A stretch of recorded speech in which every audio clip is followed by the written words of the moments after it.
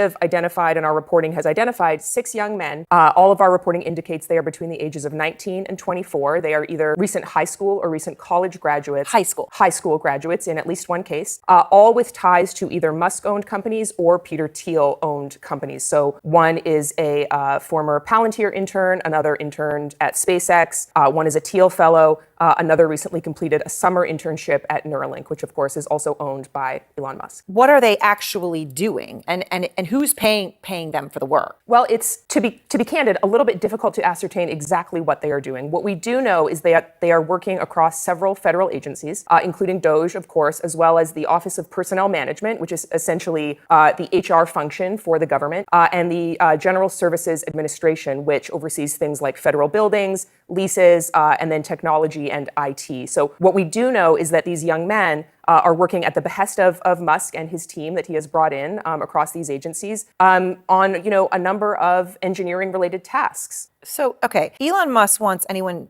talking about this, sharing the names of these DOGE employees charged with a crime. Obviously, these are people who are going in and now going to have access to payment systems that, affect hundreds of millions of Americans, possibly if you talk about Treasury and certainly federal employees. He's got the backing of the U.S. Trump attorney in Washington, says the FBI and prosecutors are investigating. Yep. Has Musk reached out to you or any of his lawyers or anything?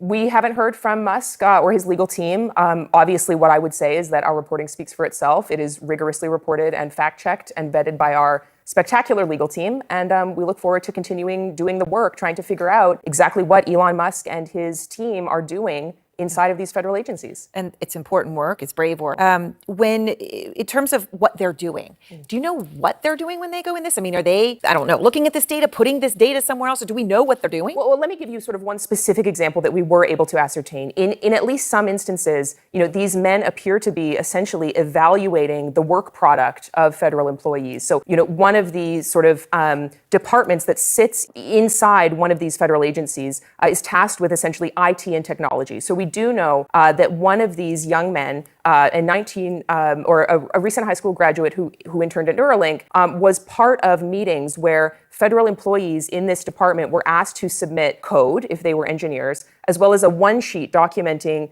their productivity. So sort of recent wins, barriers to productivity, barriers to efficiency, which actually calls back to Elon Musk's Twitter takeover. If you recall, he also, in that instance, asked Twitter employees to submit one-sheets documenting their productivity, as well as, conducted code review. So we know that at least one of these individuals with a Gmail email address, I should add, as of late last week, has been meeting with federal workers to review their code and their productivity.